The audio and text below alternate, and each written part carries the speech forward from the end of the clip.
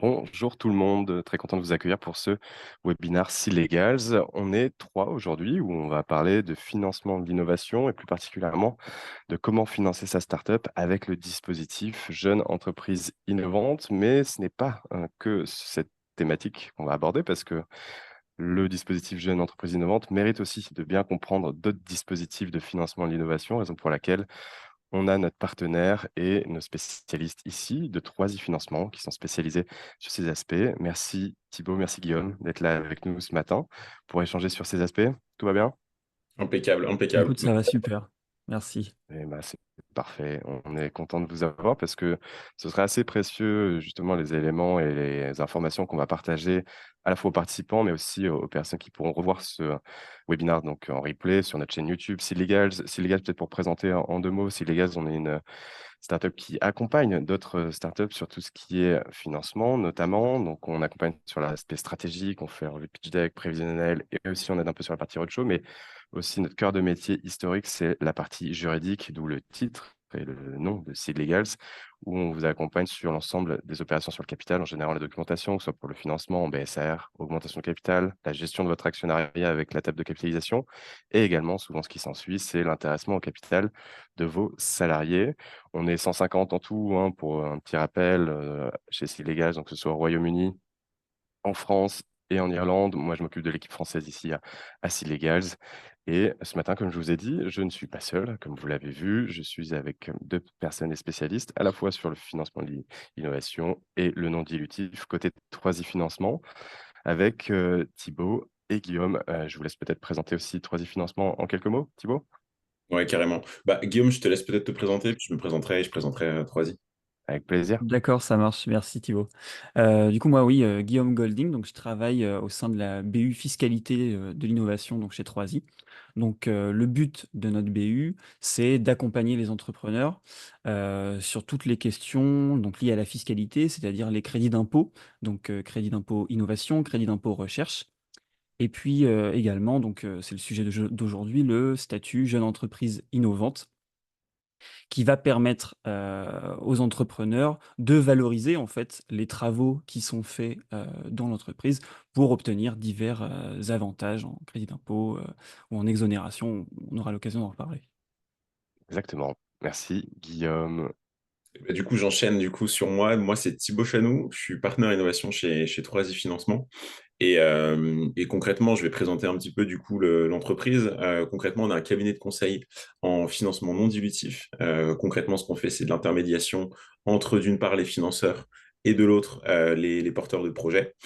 On a deux casquettes concrètement. Une première qui va être d'optimiser la stratégie de financement en mutualisant les ressources, que ce soit d'un point de vue financeur public avec BPI, les régions et les différents organismes financeurs, et de l'autre, potentiellement aussi, tout ce qui va être organisme privé, typiquement les banques. Donc l'idée, en fait, c'est d'optimiser toute la stratégie de financement euh, et d'aboutir à un package un petit peu global où on peut récupérer du financement aux différents guichets. Et la deuxième casquette, qui va être une casquette beaucoup plus, je dirais, opérationnelle, où concrètement, on va monter l'ensemble des dossiers de demande de financement. L'objectif étant de vraiment dégager du temps pour les porteurs de projets en justement prenant en charge toute cette partie-là. Donc voilà concrètement ce qu'on fait chez Troisy Financement, en quelques Et c'est mots. partout en France. Ouais, Typiquement, exact. vous avez, vous, votre maillage avec... vous êtes combien chez Troisy Ouais. déjà? En gros, chez Troisy, on est à peu près, on est 70 personnes environ. Et effectivement, sur la partie mariage territorial, on est vraiment sur à peu près toute la France. L'objectif, c'est d'être un petit peu régionalisé. Donc, il y a des personnes qui sont plus spécialisées sur certaines régions. Mais l'idée, c'est de couvrir un maximum de territoires. Parce qu'il y a effectivement aussi des aides qui peuvent être régionales et un peu spécifiques. Et l'idée, c'est de couvrir votre connaissance à la fois sur toute cette partie non dilutive dont on va parler là au début et qui est complémentaire avec d'autres méthodes de financement également dont on va parler et en lien et complémentaire également avec ce que tu présentais rapidement, Guillaume, avec la fiscalité de l'innovation. Tout ça, ça va évidemment servir et c'est clairement le nerf de la guerre pour vous entrepreneur quand vous lancez votre projet. Évidemment, quand vous lancez votre projet en fonction de la maturité de ce projet, donc souvent, nous, on vous accompagne quand vous êtes vraiment au départ, c'est-à-dire voilà, de la création de la société avec les premiers tours de financement de Friends and Family, ou alors qu'on peut appeler Love monnaie en France anglo-saxon, pas vraiment, c'est plutôt friends and family et des tours un peu plus structurants avec des business angels, soit après en pré-seed, seed, voire série A. Et il y a très souvent, comme vous le savez peut-être, l'idée donc évidemment de définir un besoin de financement. Vous dites: «OK, il faut que j'aille lever, il faut que je finance ma société pour, 500 000 €». Et très souvent, que ce soit côté 3i Financement comme côté Seed Legals, où on est très complémentaires en termes d'activité, vous allez bien le comprendre, ce matin, il faut définir donc votre besoin de financement, mais en ayant en tête aussi ce qui relève du dilutif et ce qui relève de ce qu'on appelle le non dilutif. Donc ce qui relève du dilutif, ça va être là où vous allez avoir des investisseurs privés qui vont investir de l'argent, donc friends and family, business angels, fonds d'investissement, family office, peu importe la typologie, ils vont investir et en contrepartie, vous allez avoir du coup, une dilution capitale, parce que vous allez donner des parts de votre capital en contrepartie de cet investissement réalisé par ces investisseurs-là, avec valorisation, bref, tous ces éléments. On vous renvoie aussi à tous les autres webinaires qu'on peut faire côté Seed Legal sur notre blog, sur le contenu que vous pouvez trouver sur ces aspects-là, que ce soit BSR ou augmentation capitale. Mais là où je veux en venir, et donc la thématique de ce matin avec Thibaut et Guillaume dont on va parler, c'est que c'est complémentaire avec l'autre aspect, le non dilutif. Et ce non dilutif est aussi complémentaire évidemment avec d'autres méthodologies d'optimisation et aussi de financement sur baisser des charges, que ce soit avec la fiscalité de l'innovation. On va en parler plus en détail avec Guillaume sur notamment le statut de jeune entreprise innovante. Parce qu'en plus, là, la nouveauté, et vous la connaissez peut-être aussi de votre côté, c'est que la nouveauté du statut de jeune entreprise innovante permet de faire le lien clairement avec le dilutif, parce qu'il permet également de bénéficier d'une défiscalisation pour les investisseurs qui va de 30 jusqu'à 50 du montant investi par ces investisseurs. Et c'est clairement quelque chose qui va inciter les investisseurs à se décider à investir. Mais comment et dans quelles conditions? On va en parler ce matin. Mais avant ça, on va d'abord aussi parler des aides dont on peut bénéficier, parce que souvent, quand ils se lancent, les entrepreneurs, c'est quoi? C'est la bourse French Tech ou d'autres dispositifs. Mais là, je te passe la parole, Thibaut, pour que tu nous expliques un peu en quoi ça consiste et comment on se prépare en tant qu'entrepreneur là-dessus. Ouais, et ben écoute, clairement c'est pertinent. Souvent, on a une première pensée quand on lance sa boîte, il y a un dispositif qui est activable assez facilement. On pense souvent au prêt d'honneur pour justement pouvoir compléter les fonds propres et derrière pouvoir récupérer du financement. Pour comprendre cette notion-là, il y a un sujet à comprendre un petit peu quel est le mécanisme d'intervention de la part des financeurs publics. Il y a toujours un sujet de fonds propres, c'est-à-dire qu'en fait, le financeur public va toujours s'appuyer sur les fonds propres de l'entreprise pour pouvoir intervenir. L'idée, c'est de partager le risque. Donc, en soi, il faut déjà disposer de fonds propres pour pouvoir récupérer du financement public. Donc, les prêts d'honneur sont un bon moyen déjà de renforcer ces fonds propres ou quasi-fonds propres pour Qu'est-ce qui pouvoir... est compris justement comme fonds propres? Pardon, je t'interromps là-dessus. C'est quoi les fonds propres qu'on demande justement pour pouvoir bénéficier de ces prêts d'honneur? Ouais, en gros, les fonds propres, tu vas retrouver tout ce qui va être capital social, prime d'émission, et ensuite sur les quasi-fonds propres, on va avoir tout ce qui va être concourant d'associés. Et en fait, D'accord. c'est là-dessus en fait que on peut intervenir. Et le montant, on va dire en gros minimal, c'est aux alentours de 30 000 euros, puisqu'il y a souvent la notion de 1 pour 1 qu'on entend beaucoup dans l'écosystème de l'innovation. Les premières subventions sont aux alentours de 30 000 euros, que ce soit pour la bourse French Tech ou les subventions innovation. Ça va être 30 000 euros. Donc, en gros, il faudra avoir 30 000 euros de fonds propres pour pouvoir candidater à ces dispositifs-là. Ce qui veut Euh, dire qu'il faut, si on prend un exemple très concret, pour avoir juste la bourse French Tech, et après on peut parler peut-être de BFT ou d'autres éléments euh, que tu connais très bien. Mais si on prend la bourse French Tech de 30 000 euros, souvent ce qu'on peut aussi entendre, c'est qu'il faudrait 30 000 euros de fonds propres, ou peut-être même 15 000 euros, 50% des fois ça peut passer, mais tu vas nous dire. Effectivement, euh, sur ça dépend. ce point-là. Ça dépend, Ouais. mais tu vas nous en dire un petit peu plus. C'est juste pour imager ça et qu'on comprenne bien avec un exemple concret, c'est OK, il nous faut entre les 15 ou 30 000 euros, c'est mieux, de fonds propres. Donc, est-ce qu'on met un capital de 30 000 euros? Peut-être pas forcément. Peut-être qu'on peut plutôt avoir un capital de 1 000 euros pour la société, avec généralement, on recommande, c'est légal, 1 centime par action, ça fait 100 000 actions, enfin bref. Mais on a 1 000 euros et après, on fait en compte courant d'associé l'apport du reste. Ou alors, c'est peut-être on n'a pas les moyens de mettre ce compte courant d'associé. Peut-être qu'il y a un premier investisseur, c'est peut-être du Friends and Family, qui veut, eux, compléter en augmentation de capital, d'où la notion de prime d'émission. Donc, eux, ils vont mettre les 29 000 euros peut-être complémentaires, ou peut-être même en BSR, hein, c'est aussi compris les BSR. Complètement. Toutes les stratégies que tu as évoquées, Florence, sont pertinentes. L'idée, en fait, c'est juste d'arriver à environ 30 000 euros. Quand je dis environ, c'est il faut arriver à 30 000 euros de fonds propres ou quasi fonds propres. Donc, comme tu l'as dit, BSAR, augmentation de capital, il n'y a vraiment pas forcément de meilleure méthode qu'une autre. Mais l'idée, au final, c'est d'être aux 30 000 euros, que ce soit avec du concours d'associés ou avec des BSAR, etc. Voilà, ça c'est le point principal. Effectivement, on a parlé de BFT, Bourse French Tech. Alors, c'est juste un acronyme, hein, Bourse French Tech et, euh, et BFT. C'est à peu près le même financement. Derrière, il y a aussi des subventions innovation qui peuvent aussi être pertinentes. Il y a aussi la Bourse French Tech Émergence. C'est une variante de la Bourse French Tech quand l'entreprise est considérée Deep Tech. Deep Tech, c'est une sorte de labellisation par les financeurs où, pour le coup, on rentre dans je vais dire une autre traque de financement où typiquement on a des subventions qui sont plus importantes, mais on a un critère deep tech à définir et à C'est valoriser. 90 000 euros, je crois, c'est ça La bourse French Tech Émergence, c'est 90 000 euros. Par contre, on demandera plus de fonds propres. Comme il y a une intervention qui est supérieure, forcément, il y a derrière plus de fonds propres. Il faut avoir dans les 40 000 euros de fonds propres pour pouvoir candidater à ce dispositif. Et du coup, oui, ce que je disais, c'est que la bourse French Tech Émergence, il faut rentrer dans une autre labellisation Deep Tech. C'est des critères qui sont assez définis. Voilà, c'est vraiment quelque chose qui est assez binaire. Soit on rentre vraiment là-dedans, soit on n'est pas du tout là-dedans, et il n'y a pas forcément de sujet, c'est pas un problème. Il y a d'autres financements qui sont pensés pour des entreprises qui sont dans l'innovation, on va dire, de manière plus classique. C'est un Voilà. caractère innovant, justement, l'aspect Deep Tech, qui peut faire le lien aussi avec les aspects fiscalité de l'innovation dont on va parler avec Guillaume, ou je me trompe. Pour le coup, je laisserai peut-être Guillaume revenir là-dessus, sur la partie deep tech, parce que pour le coup, on peut pas forcément être deep tech et rentrer quand même dans des critères d'innovation qui permettent D'accord. d'avoir une optimisation sur la partie fiscalité. Mais je vais laisser Guillaume prendre la main sur ce sujet-là, qui est bien plus Mhm. expert.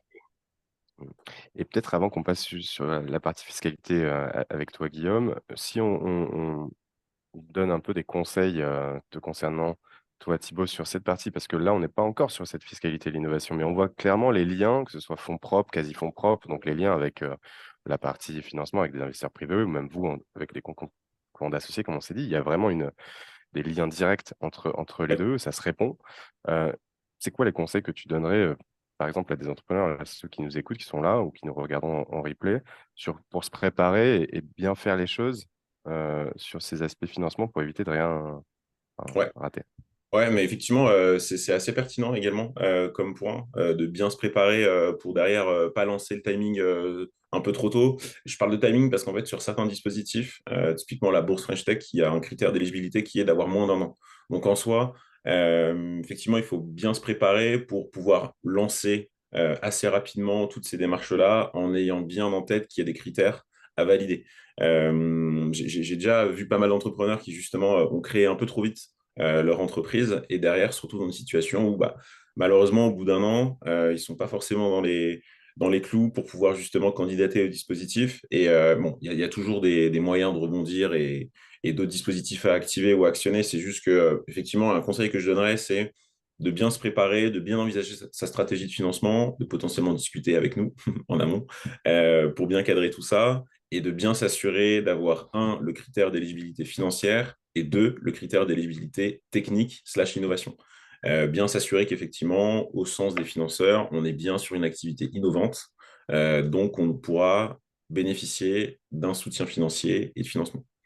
Donc en soi, pour vraiment résumer mon propos, anticiper ce sujet de 30 000 euros, soit via du Friends and Family, soit avec un apport, soit potentiellement même en commençant à discuter avec des organismes de prêt d'honneur pour pouvoir activer rapidement les démarches et pouvoir aboutir à ce montant de fonds propres demandé lors de la création de l'entreprise ou dans les quelques mois qui suivent pour pouvoir lancer les démarches et pouvoir bénéficier de financement. On est d'accord que, pour clôturer un petit peu cette partie-là, non disjutive, la bourse French Tech et la bourse French Tech innovante sont alternatives, c'est pas cumulatif. Effectivement, c'est pas cumulatif. Si jamais tu as une bourse French Tech classique, tu pourras pas avoir une bourse French Tech émergence en Ok. plus. C'est des dispositifs qui sont assez distincts et effectivement pas cumulatifs. Il y a un point sur lequel on pourrait revenir très rapidement, parce qu'on a parlé, là, j'ai parlé beaucoup de dispositifs qui sont activables à création, mais en antécréation, il existe quelques dispositifs qui sont potentiellement activables. En toute transparence, c'est pas évident. Je pense typiquement à iPhD, iLab ou alors la BFT Lab. Alors, si je les reprends un petit peu un par un, iPhD, c'est un dispositif qui est pensé pour des personnes qui sont détenteurs de doctorat ou qui vont passer leur thèse. Donc, assez niche quand même, mine de rien. L'iLab, c'est un dispositif qui est assez connu de tout le monde, qui a un concours d'innovation assez prestigieux de BPI, effectivement, qui est possible d'obtenir pardon, en T-création. Pareil, grosse sélection là-dessus, parce qu'on cherche des entreprises qui cochent vraiment le critère Deep Tech. Et la BFT Lab, qui est un dispositif plus pensé pour les structures accompagnantes et pas forcément pour soutenir du développement technique. Donc voilà, c'est des dispositifs qu'il faut avoir en tête si jamais on remplit les conditions. C'est un petit peu niche. La plupart des dispositifs, on va dire classiques et accessibles, sont plutôt des dispositifs post-création qu'en création. Ouais, beaucoup plus sélectif sur avant qu'on ait créé la société que ceux-là dont tu as parlé avant ça. Donc, Bourse French Tech Émergence, pardon, et les prêts d'honneur. Et si on revient sur l'aspect cumulatif, donc mettons, on prend un exemple, hein, donc on se lance, on a une société qui est créée, on remplit les critères d'éligibilité pour avoir la bourse French Tech Émergence, donc on a les 30 000 euros minimum, voire 40, là tu disais, 40 000 euros de fonds propres. On a mis 1 000 euros de capital. On a mis, allez, on est 3 cofondateurs, on a mis 5 000 chacun, donc on est à 15 000, ça fait 16 000. Et puis, on fait peut-être 2 BSAR pour compléter avec des quasi-fonds propres, c'est plus flexible, avec du Friends and Family, de l'entourage, qui complète, ce qui fait qu'on arrive aux 40 000 euros. Euh, on est éligible, donc on a les 90 000 euros de bourse French Tech Émergence. Est-ce qu'on peut donc cumuler aussi, ou vous recommanderiez de cumuler avec un prêt d'honneur pour compléter ça? En soi, les prêts d'honneur, en fait, Ou- en fait les prêts d'honneur peuvent être considérés comme soit un moyen en fait d'atteindre tes fonds propres, c'est-à-dire les fonds propres nécessaires D'accord. pour pouvoir candidater à un dispositif. Effectivement, c'est pertinent. Sinon, tu peux aussi les considérer comme un espèce de relais de croissance entre deux dispositifs. Dans le sens où tu as un premier dispositif que tu obtiens et ensuite, demain, tu as besoin quand même de continuer à augmenter tes fonds propres en vue d'un autre dispositif prochain. Ça peut s'envisager aussi comme ça, pour faire un petit peu entre guillemets tampon.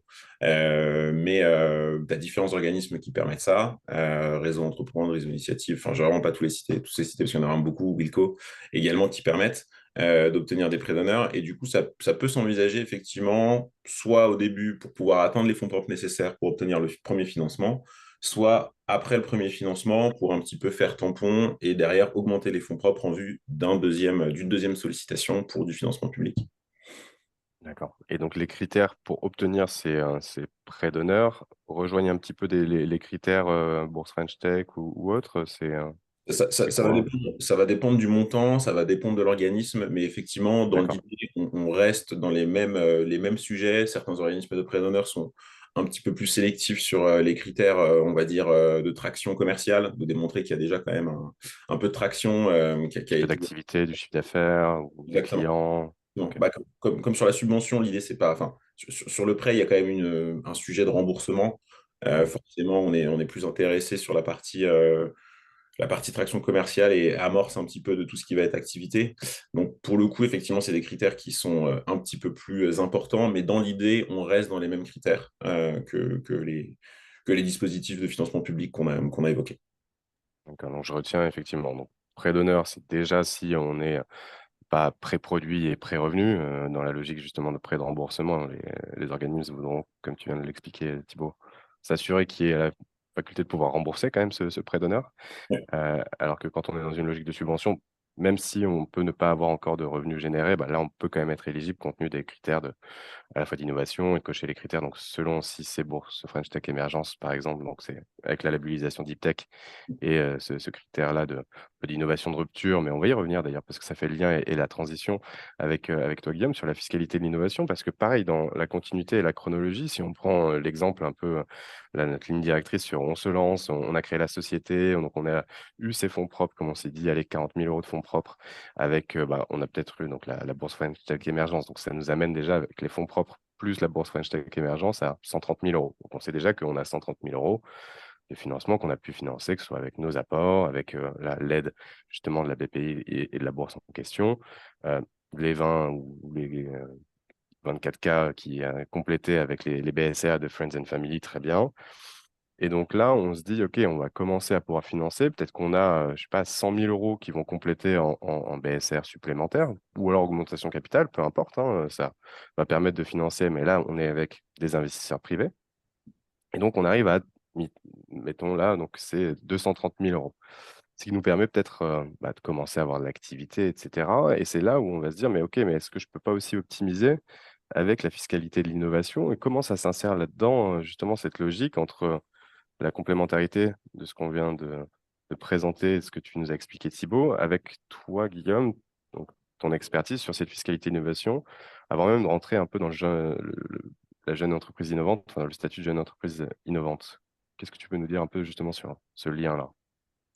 Alors ouais, il y a un lien qui est assez évident. C'est en fait une extension du dispositif IR-PME qui a été introduit par la loi de finances 2024, qui va permettre en fait aux contribuables français qui veulent investir dans les sociétés et notamment dans les JEI. Il va pouvoir en fait ce contribuable bénéficier d'une réduction d'impôt sur le revenu au titre de ses souscriptions au sein de ces sociétés-là. Donc c'est évident, voilà, que le statut de JEI va permettre aux entrepreneurs qui veulent attirer les investisseurs de faire bénéficier à ces investisseurs-là de réductions.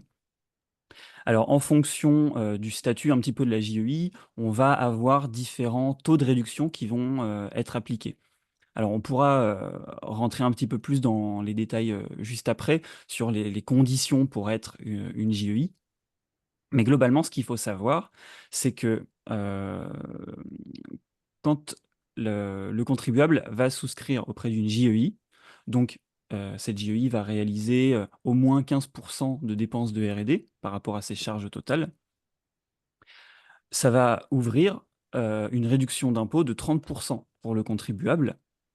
Et si jamais la JEI va réaliser des dépenses de recherche un peu plus élevées, un peu plus conséquentes, on va pouvoir porter ce taux à 50% quand les recherches de R&D, les dépenses de R&D, pardon, vont aller au-delà des 30% Ouais, de charges. ce qui est énorme, ça, Voilà, pour l'investisseur qui serait prêt à investir dans la société, donc exactement. sous réserve, comme tu l'as dit, mais on va y venir effectivement sur comment obtenir ce statut de JEI et ça fait effectivement le lien entre, bah, les investisseurs privés et la fiscalité de l'innovation parce que clairement, si on déduit, si j'investis, mettons 10 000 € moi dans votre société à vous 2 qui a le statut de JEI, je vais pouvoir, déduire de mon impôt sur le revenu 30 donc 3 000 €.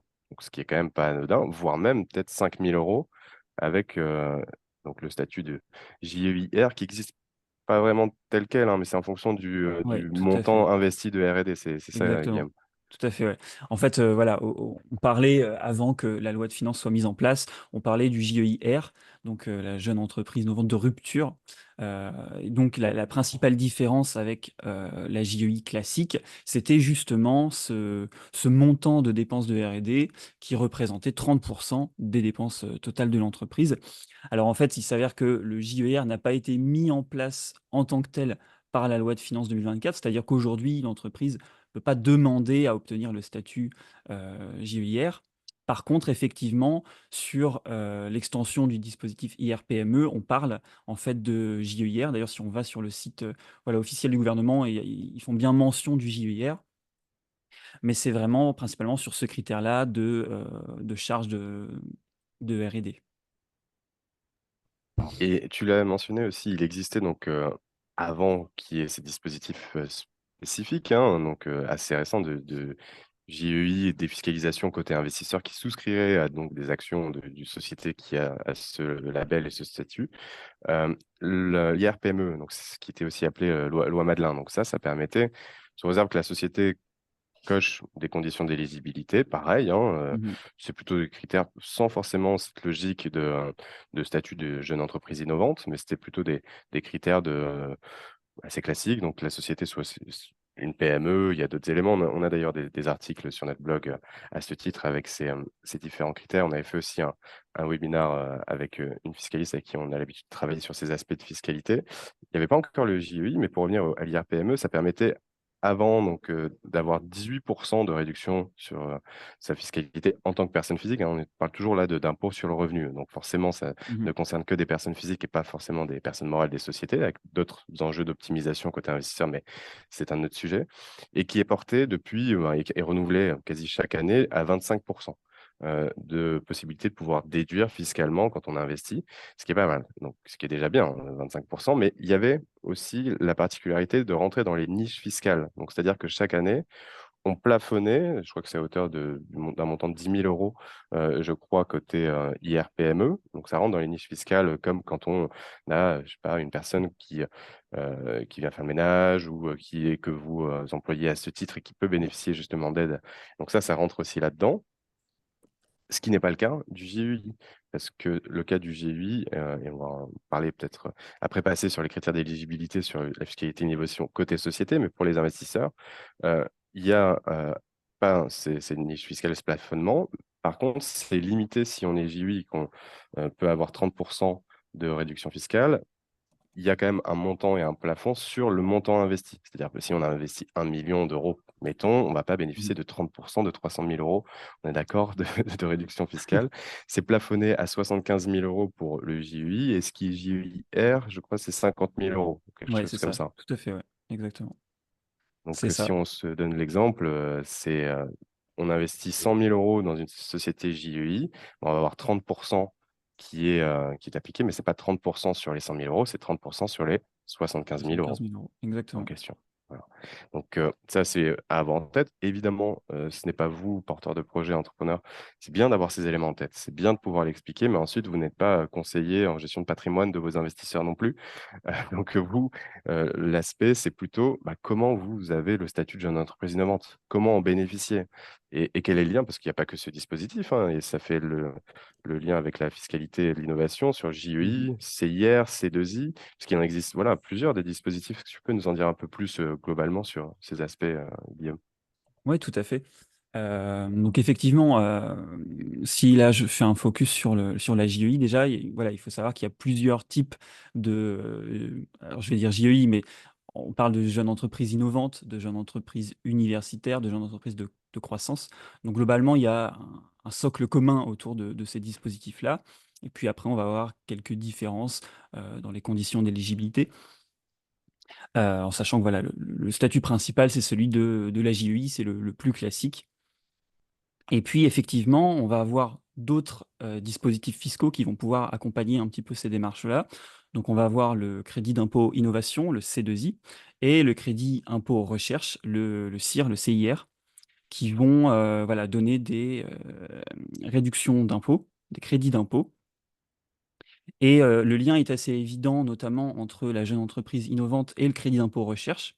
Alors vous allez me dire, la jeune entreprise, innovante porte très mal son nom, effectivement, heu, je vous l'accorde. Pourquoi? Parce qu'en fait, les critères, en termes de travaux sont les mêmes pour la jeune entreprise innovante et pour le crédit impôt recherche. C'est-à-dire qu'on attend d'une jeune entreprise innovante qu'elle fasse des travaux de recherche. Donc les travaux de recherche, c'est quoi? Globalement, c'est s'inscrire dans un état de l'art, c'est-à-dire être en mesure de se comparer avec les travaux existants du domaine de recherche et puis être capable d'avoir une démarche scientifique, donc établir une problématique et puis, être capable d'aller, voilà, répondre à cette problématique par de l'expérimentation, par du développement expérimental. Voilà, c'est ça la définition des travaux de recherche qui est attendue, et la définition est la même pour la jeune entreprise innovante et pour les travaux qui sont valorisés au titre du crédit impôt recherche. Donc il y a un lien qui est évident effectivement entre les dispositifs. C'est pour ça que, de ton côté, les interlocuteurs, avec Anne qui est en charge aussi de cette BU, côté stratégie financement avec toi, Guillaume, vous échangez principalement généralement avec les CTO, avec les directeurs techniques, sur cette partie-là, et donc ces critères-là sont quand même, bah, fondamentaux comme socle pour bénéficier de ces statuts. Et en termes de chronologie, généralement, moi, là où peut-être il porte un peu mieux son nom, le statut de jeune entreprise innovante, peut-être parce que c'est le premier dispositif auquel on va faire appel avant les autres. on organise ça d'un point de vue chronologie pour reprendre un peu la ligne directrice qui était la nôtre? On s'est lancé, on a les aides dont on parlait avec Thibaut, on a les fonds avec les Mmh. investisseurs. Bah, certains investisseurs pourraient éventuellement bénéficier de cette réduction fiscale et demandent à en bénéficier. Mais est-ce qu'on est suffisamment mature pour pouvoir avoir ce dispositif-là déjà, ce label? Comment on s'y prend? Est-ce que tu peux nous en dire un peu plus Ouais, concrètement? bien Ouais. sûr. Alors effectivement, le statut de jeune entreprise innovante, souvent on conseille d'aller le chercher le plus tôt possible pour pouvoir bénéficier, beh, bien sûr de ses avantages, donc notamment des exonérations de cotisations patronales. Hem, Sur les Maintenant voilà, salaires, ouais, c'est ça? exactement, Ouais. Donc c'est exactement. 50 des charges Voilà, c'est ça. patronales qui Globalement, sont, on passe de réduites, ouais. 44 de cotisation à 22 de cotisation. C'est OK. à peu près le ratio. Ce qui veut dire qu'on doit avoir quand même, pour que ce soit un minimum intéressant, au moins des salariés, quoi. Que ce soit même vous Voilà, peut-être en tant que exactement. mandataire ça marche pour les mandataires sociaux également? Alors ça peut fonctionner, mais à condition, bah, effectivement qu'il y ait une rémunération, qu'il y ait des cotisations patronales, à exonérer et puis, voilà, il faut quand même que, l'activité donc du salarié soit, l'activité de recherche. C'est-à-dire qu'il faut que ce soit son activité principale. Souvent l'administration parle de 50 de son temps, donc il faut qu'au moins que 50 de son temps soit dédié à cette activité de recherche. Donc voilà, si derrière il y a de l'activité, de management, de formation, tout ça, ça peut pas rentrer dans cette enveloppe de temps dédiée aux travaux de recherche. Et donc les cotisations patronales qui sont, concernées, c'est, globalement les cotisations d'assurance, sociale et d'allocation familiale. Donc voilà Et pour les pour critères les avantages. d'éligibilité justement, si on se les donne maintenant, donc effectivement là, ce que Mmh. tu viens de nous expliquer, Guillaume, c'est qu'on va commencer d'abord par, donc le JEI. Après, on pourra compléter par les autres dispositifs, notamment CIR, parce qu'il y a un lien clair avec, l'état de l'art, Tout à avec, fait. Mmh. cette partie, et en fait, comment on justifie le fait qu'on ait cette innovation qui servira pour le CIR et aussi, pour le CI? Parce que les 3 sont cumulables, hein, juste petite parenthèse là-dessus. Ouais, tout à fait, ouais. Tous les OK. dispositifs sont cumulables à partir du moment où effectivement on valorise pas le même travaux dans le CIR et dans le Ouais, CDI. Mais d'accord. le même OK. travail, pardon. Ouais, ouais, Mais voilà, c'est bien de le effectivement, c'est préciser c'est ça. cumulable, ouais. Donc on peut pas prendre la même chose, dire: «Bah, voilà, hop, hop, hop, on Voilà, on les cumule, sur les exactement, mêmes choses». OK, ouais, évidemment, exactement. ça fait sens. Et si on revient donc sur les critères d'éligibilité pour être, Oui. JEI, donc quels sont ces critères? Alors on va avoir, plusieurs critères. Donc là, je vais parler pour l'instant du JEI et puis éventuellement on déclinera pour les autres types de statuts. D'abord, la condition principale, c'est d'être une PME. Donc, une PME, ça veut dire, avoir moins de 250 personnes qui travaillent dans l'entreprise, moins de 50 millions de chiffre d'affaires ou, moins de 43 millions de bilan total. Ce qui est à peu près OK pour la plupart, je pense, des Voilà, entreprises qui exactement. se lancent, ouais. OK. Ensuite, il faut que l'entreprise ait moins de 8 ans, puisqu'elle va perdre le bénéfice du statut de JEI l'année de son 8e anniversaire. Ensuite, on le disait, il y a le critère, de dépenses de R&D. Donc pour le cas, classique d'une JEI, on va parler de 15. Donc il faut que 15 des dépenses de l'entreprise concernent des dépenses de recherche rapportées aux dépenses totales de l'entreprise. Et puis ensuite, on va avoir également une condition liée au capital. C'est-à-dire qu'il faut que le capital de la JEI soit détenu à 50 minimum par des personnes physiques ou éventuellement certaines entreprises comme, certaines sociétés d'investissement, par exemple, sociétés capital risque, Ouais, heu, des fonds voilà, d'investissement fonds de commun ou de alors peut-être placement et des cetera. holdings elles-mêmes détenues par des personnes physiques, Exactement, peut-être, ouais. exactement. Avec des holdings détenus par des personnes physiques, ça fonctionne. Et ça permet aussi de faire la transition sur le dernier point qui est, l'activité nouvelle. Il ne faut pas que l'activité soit créée, dans le cadre d'une restructuration, d'une concentration, d'une Une extension d'activité. fusion, Voilà, exactement. d'accord. Il faut vraiment que ce soit une activité nouvelle et par extension, bah, tu vois, tu me parlais des holdings. Effectivement, avec une holding, ça fonctionne bien. Par contre, si une entreprise, qui avait, pour objet finalement un petit peu la même chose que l'entreprise JEI, voilà, ça pourrait créer des conflits et Mmh. l'administration pourrait se poser la question de savoir si l'activité est vraiment nouvelle, si elle avait à son capital une société qui faisait, concrètement la même chose. Mais Si effectivement, on pour des revient sur holdings, ça les, fonctionne. sur les 15% dont tu parlais Oui. de dépenses, ou ça peut aller jusqu'à 50% aussi, ou non, c'est peut-être un peu plus, mais ça, c'est sur le dispositif et tu vas y revenir sur les différences avec, parce que j'ai vu, comme tu l'expliquais, il y en a plusieurs catégories de Ouais. JV, mais on va y revenir. Mais si on explique c'est quoi les dépenses et comment on justifie ces 15% par rapport à quoi, en fait, un peu plus concrètement sur, les dépenses qui rentrent dedans Mmh. et comment on les compare par rapport à d'autres dépenses? Ouais. Alors en fait, les dépenses qui sont concernées, ça va être toutes les dépenses de recherche de l'entreprise. Donc quand on parle de dépenses de recherche, on va notamment parler des salaires, des dépenses de personnel. Donc c'est vraiment, ce que l'entreprise va payer pour permettre en fait à ses employés, voilà, d'effectuer la recherche au sein de l'entreprise.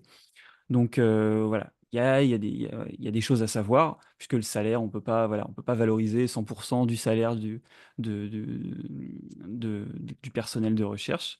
Donc il y a un certain travail pour prendre, seulement, au prorata du temps passé à la recherche et cetera. Mais globalement, on va considérer le salaire du personnel de recherche. On va pouvoir aussi intégrer dans le calcul les dotations aux amortissements du matériel qui est acheté neuf et qui est, également affecté à la recherche. Donc voilà, ça c'est les principaux, je dirais, types de dépenses.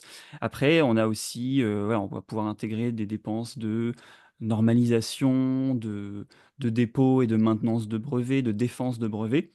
Voilà, après ça, c'est des choses parfois un peu plus spécifiques qu'on ne rencontre pas systématiquement. Donc éventuellement, voilà, on peut creuser la question au cas par cas, mais ça, c'est globalement les postes principaux, qui vont concerner les dépenses de recherche de l'entreprise. Et du coup, pour répondre à la suite de ta question, en fait, on va regarder l'ensemble des dépenses de l'entreprise qui sont fiscalement déductibles et on va comparer ce montant des dépenses de recherche au montant total de ses charges. Et il faut en fait, que le ratio soit supérieur à 15 pour être une JEI. Et dans le cadre pardon, je perds ma voix. Dans le cadre de la JEC, là, on va plutôt être sur une fourchette entre 5 et 10 de dépenses de R&D. Donc voilà, c'est ce ratio-là qui va, être retenu pour évaluer les dépenses de R&D de l'entreprise.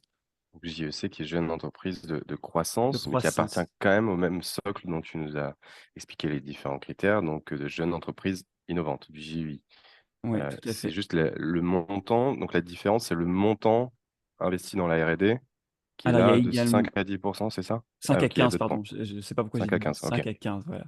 5 à 15 et il y a aussi un autre critère qui est important, c'est-à-dire que on va avoir pour la JEC, donc la jeune entreprise de croissance, une condition de critère de performance économique.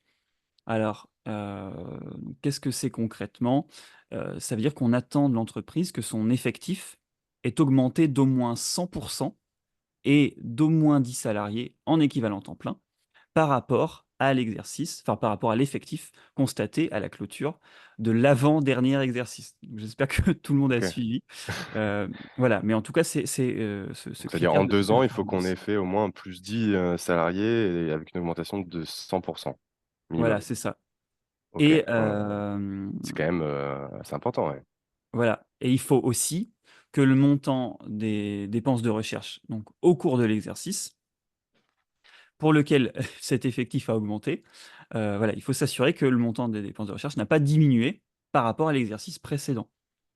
Donc on a quand même des conditions assez D'accord. restrictives Mmh. sur ce statut et sur ces critères de performance économique. Et donc en fonction de ce qui est peut-être plus adapté à la situation de l'entreprise, soit on va aller chercher du JEI que je qualifierais de classique Mmh. traditionnel, soit Tout à fait. peut-être du JEC, mais qu'est-ce qui va faire justement cet arbitrage, entre on va plutôt sur celui-ci ou celui-là? C'est principalement les conditions. C'est-à-dire que voilà, si on remplit pas en fait le critère de 15 de dépenses de R&D, on sait qu'on n'est pas éligible au JEI classique. Donc dans ce cas-là, on va pouvoir regarder heu, si l'entreprise fait des dépenses de recherche à hauteur de 5 à 15 on va pouvoir regarder OK. si elle remplit ces critères de performance économique pour voir si effectivement elle est éligible au statut de JEC. Parce qu'éventuellement, voilà, si elle est éligible à ni l'un ni l'autre, on va devoir attendre que l'entreprise remplisse toutes ces conditions qu'on a énumérées pour pouvoir faire la demande de ce statut.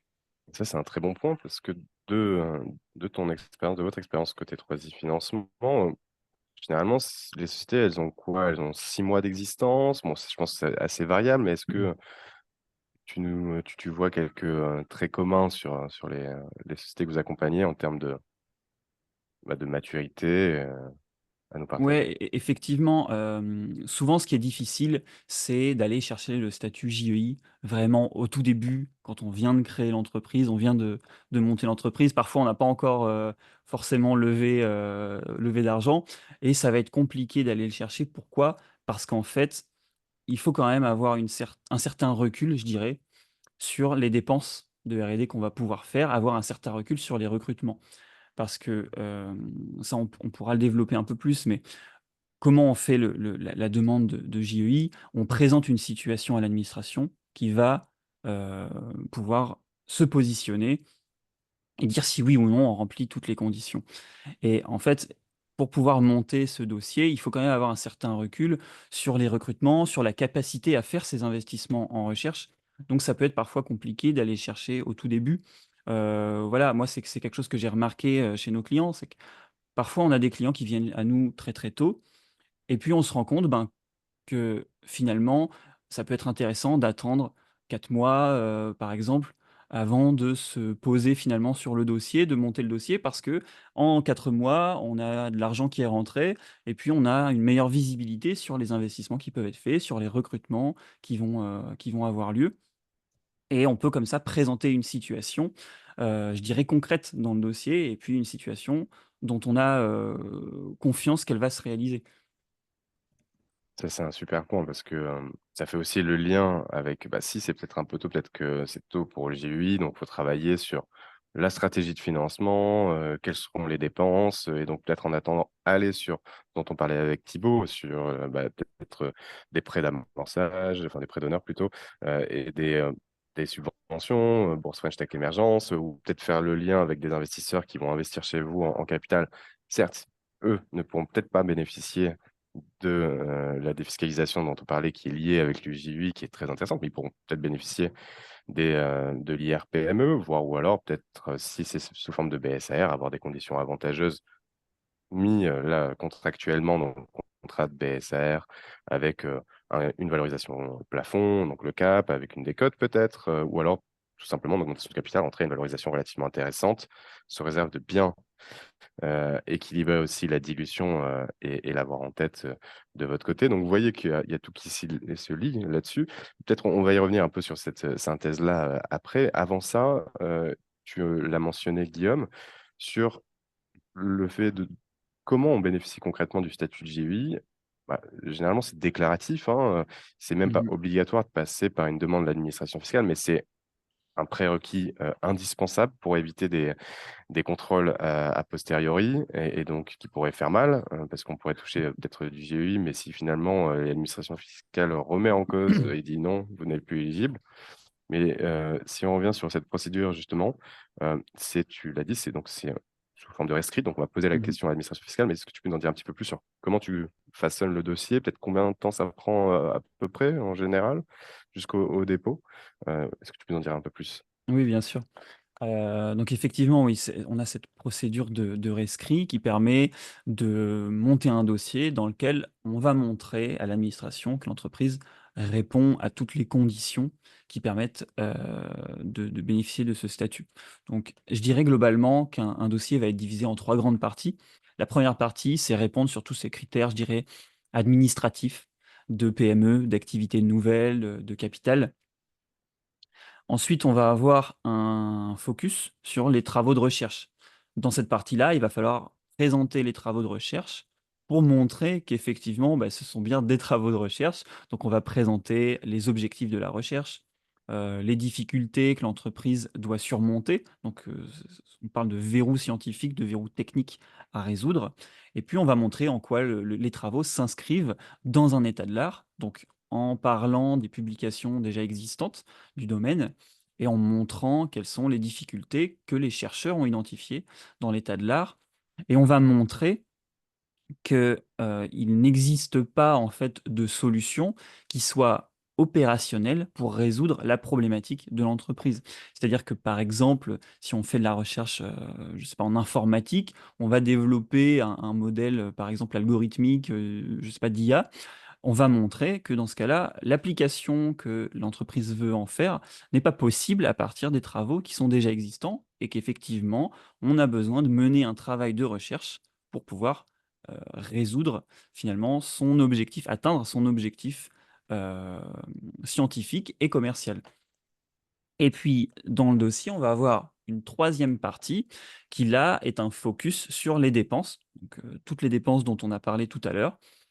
On va montrer à l'administration que, voilà, le calcul a été fait, comme il faut, j'ai envie de dire, selon leurs critères et puis, montrer qu'effectivement l'entreprise atteint bien ces différents stades, donc 5-15 en fonction du statut qui est visé.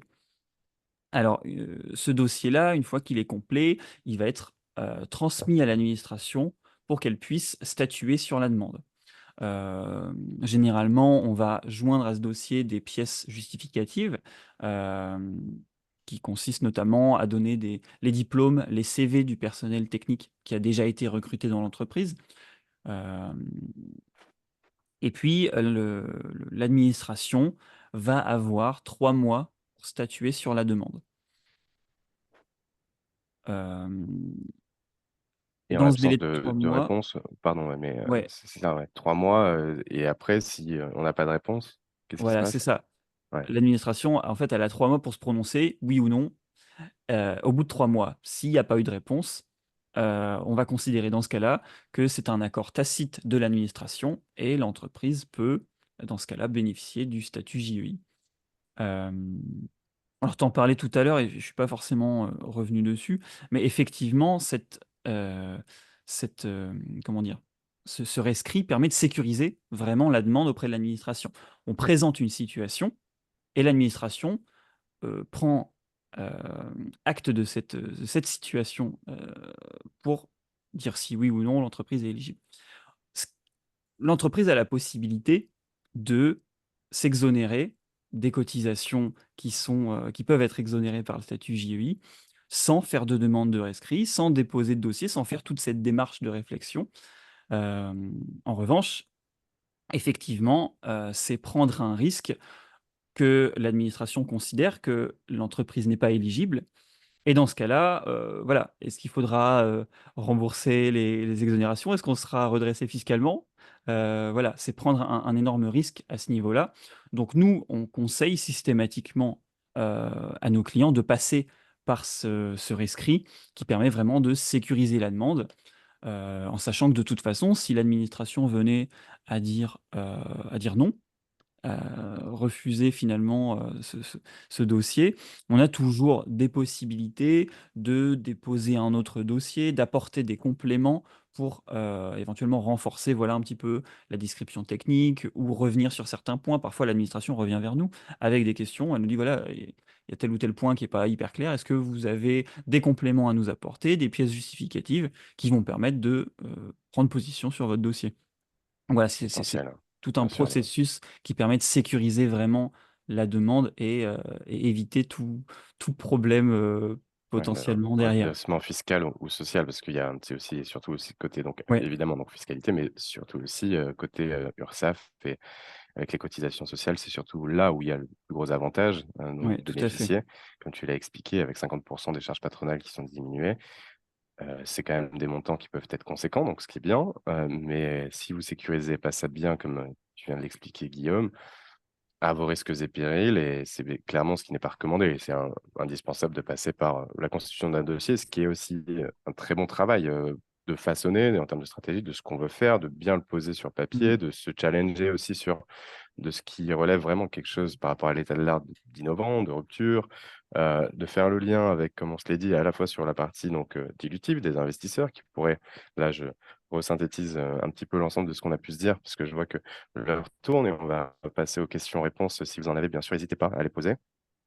avec le non dilutif, le dilutif, la fiscalité de l'innovation, tous les éléments dont on a parlé tous les trois. Et merci encore pour votre expertise là-dessus et ce que vous avez partagé comme conseil, hein, et éclairage. C'est hyper intéressant parce qu'on comprend donc la complémentarité de chacun de ces différents éléments, le lien qui est celui par rapport à la société, de bien anticiper pour reprendre effectivement ton conseil, Thibault, là-dessus, d'avoir les éléments en tête et notamment en termes de chronologie. Parce que pour revenir à ce que tu disais, Guillaume, côté jeune entreprise innovante, il faut attendre un petit peu avant d'avoir justement déposé le statut, d'avoir un petit peu de recul, de l'activité, y compris peut-être des salariés, parce que c'est là où on bénéficie justement des réductions de charges sociales là, sur les salaires. Mais bon, ce qui peut pousser peut-être à aller plus vite, c'est de se dire, ah oui, on veut des investisseurs qui bénéficient de la défiscalisation, peut-être jusqu'à 50% de défisque, forcément, ça donne envie d'être tout de suite JUI, mais c'est à construire. Et clairement, c'est la raison pour laquelle nous, ensemble, 3i Financement et Silegal, bah, on peut vous accompagner, on vous accompagne sur ces aspects. Donc, JUI sur la partie non dilutive.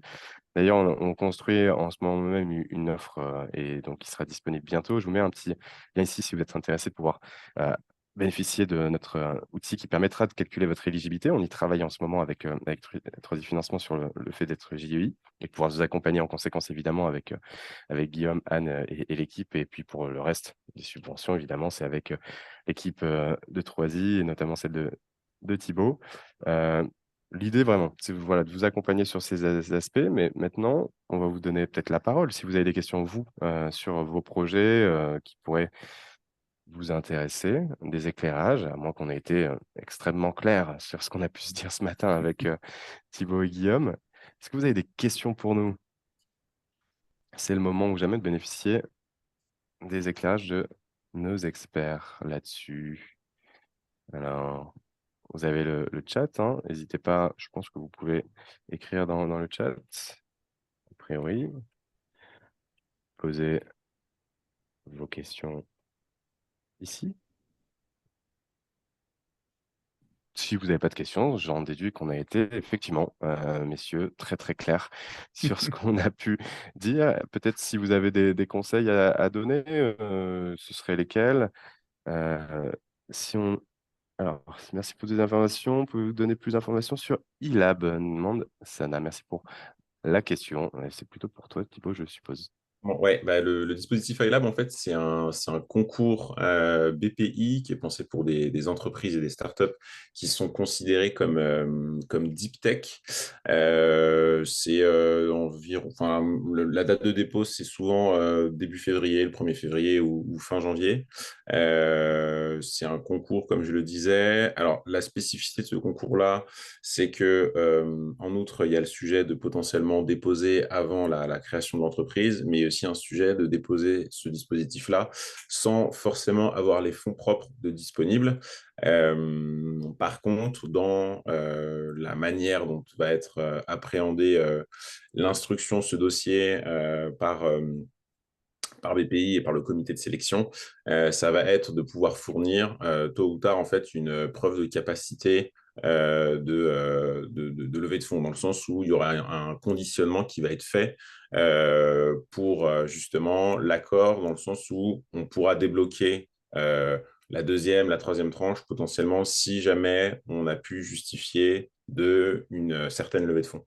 Donc en soi, il est possible de déposer ce dossier-là et ce concours sans forcément disposer à date des fonds propres, mais tôt ou tard, le comité va en fait intervenir en s'appuyant sur une hypothétique levée, donc conditionner le versement du dispositif à une levée de fonds de la part de l'entreprise. Donc ça, c'est quelque chose qui permet d'avoir une certaine flexibilité et qui permet de potentiellement déposer le concours sans à date avoir les fonds propres de disponibles, mais tôt ou tard, il y aura un sujet de levée des fonds. Je ne sais pas si vous pouvez être un peu plus explicite dans votre question, parce que pour le coup, c'est assez vaste. Mais si je dois vraiment récapituler, dispositif qu'il est possible d'activer en création, pensé pour des entreprises ayant un critère et un caractère deep tech. Voilà, dans l'idée, ce que je peux dire là-dessus, c'est Et la c'est sélectif, effectivement, comme tu l'as et on dit. a au-dessus de 600 000 euros en maximum de subvention. 600 000 euros, c'est ça? Ouais. Effectivement, ça vaut peut-être la chandelle à ce titre, mais c'est sélectif, comme tu l'as précisé, Thibaut. Le montant Euh, maximum que j'ai présenté, il est possible de récupérer moins en fonction en fait, du besoin de. Tout est question de sizing et de besoin de financement. En fonction de ce qu'on évalue, de ce qu'on va mettre dans le plan de financement et dans l'annexe financière, effectivement, il est possible de récupérer un peu moins, potentiellement, si ça fait plus sens. Gonfler pour gonfler un plan de financement ou une annexe financière, ça n'a pas trop de sens. Il faut que ce soit vraiment en fonction de votre besoin. et ça, c'est un très bon point aussi, hein. Ça veut dire que le recul dont tu parlais, Guillaume, pour le statut de JUI, là, ça va aussi un peu de pair pour ces éléments, parce qu'il faut que vous ayez en tête, vous, c'est quoi les dépenses que vous allez justement devoir avoir par rapport au développement de votre projet, par rapport à quoi? C'est pas juste, OK, on va dire, bon, OK, on va mettre ça pour un brevet, mais on ne sait pas trop pourquoi, mais on va mettre 10 000 euros pour déposer un brevet ou de le faire de cette façon. C'est là où c'est un travail qui est pertinent parce que ça vous aide aussi à vous challenger sur concrètement qu'est-ce que vous allez faire. Et vous avez vu, ça aussi, c'est des éléments qui pourront certes, ce sera peut-être sous un format différent quand on va lever des fonds auprès d'investisseurs privés où généralement, on a le pitch deck qui va présenter votre projet avec différents éléments et façons de présenter. Là, quand on a le GUI, on a le dossier dont parlait Guillaume, et quand on va aussi présenter les différents dispositifs, donc soit BFTE, donc Bourse French Tech Émergence, ou BFT, Bourse French Tech, ou d'autres dont tu parlais, Thibaut, bah, pareil, il y a des formats un peu spécifiques à avoir, mais ça rejoint toujours forcément le projet qui est le vôtre, avec une ligne directrice là-dessus sur les dépenses, vos besoins de financement. Voilà, d'où le webinaire et cette thématique qu'on a abordée ce matin. Je ne sais pas si vous avez d'autres questions pour nous. En tout cas, moi, c'était un plaisir de vous avoir tous les deux et merci pour vos éclairages encore une fois. Un petit mot de la fin, si vous voulez, si vous avez quelque chose à partager, un petit conseil pour les personnes qui nous écoutent. Bah, moi, de mon côté, je pense que je l'ai assez martelé. Il y a un vrai sujet d'anticipation et de bien organiser sa stratégie de financement, de bien gérer tout ce qui va être orchestration des dispositifs. C'est un petit peu aussi, justement, nous, notre travail chez 3i. Donc voilà, ne pas hésiter à bien penser ce sujet-là et ne pas hésiter aussi à nous solliciter si jamais il y a un sujet de gagner du temps sur cette partie-là, sur la partie optimisation et même sur la partie monter les dossiers de demande de financement parce qu'effectivement, c'est accessible, mais il y a un sujet d'optimiser son temps, il y a un sujet de bien rentrer dans certaines grilles. Enfin bref, donc là-dessus, ne pas hésiter à nous solliciter. Vous avez sûrement nos adresses ou nos Exactement, on passera les contacts si besoin. Donc, parties. Pour moi, c'est tout bon. voilà, nous, de toute façon, que si vous êtes déjà client Silegas, on recommande souvent de passer par 3D Financement, qui est notre partenaire sur ces aspects-là. Guillaume, tu as, toi, de ton côté, peut-être un mot pour ceux qui nous écoutent? Ouais, non, moi je rejoins Thibaut sur ce qu'il dit et j'aurais envie de dire que globalement, si vous êtes en train d'écouter ce webinaire ou si vous l'écoutez un peu plus tard en rediffusion, c'est que vous pensez éventuellement être éligible au statut JEI. Et du coup, j'ai envie de vous dire, mais, venez discuter avec nous, parce que si éventuellement vous n'êtes pas éligible au JEI, vous serez peut-être éligible au C2I, par exemple. Voilà, il y a toujours des choses à valoriser, je pense. Et je pense que ça peut être intéressant, ça peut être intéressant d'en discuter. Ouais. Bah, ça pourrait être aussi l'objet d'un autre webinaire sur le C2I et sur les différences d'autres dispositifs dont on n'a pas parlé parce que c'était quand même très dense. En tout cas, merci encore une fois à tous les deux. Merci à vous pour avoir participé à ce webinaire et on vous souhaite une très bonne journée et je vous dis à bientôt. Salut! Très vite. Merci beaucoup, à bientôt.